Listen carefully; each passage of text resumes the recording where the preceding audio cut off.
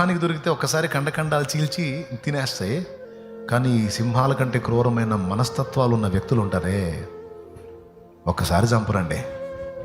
పొడిచి పొడిచి పొడిచి పొడిచి పొడిచి పొడిచి పొడిచి పొడిచి చంపి సత్యాక సంతాప కూటం పెడతారండి.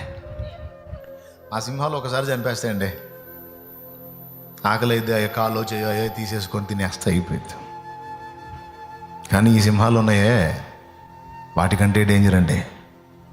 ఇవి సావానివో బతకనియో, పీక్కు తింటా ఉంటాయి. ఈ డిఫరెంట్ సింహాలండి. ఒక్కొక్కళ్ళకి ఒకళ్ళ రూపంలో ఉండొచ్చు, ఒకళ్ళకి ఇద్దరు రూపంలో ఉండొచ్చు, ఒకళ్ళకి నలుగురు రూపంలో ఉండొచ్చు, ఒకళ్ళకి 10 మంది రూపంలో ఉండొచ్చు. ఏమంటారు? పాయింటేనా కదా? ఆశ్చర్యం ఏంటంటే దేవుడు ఆ సింహాల నుంచే కాదండి, ఈ సింహాల నుంచి కూడా దేవుడు నిన్ను నన్ను కాపాడుతూనే ఉన్నాడు.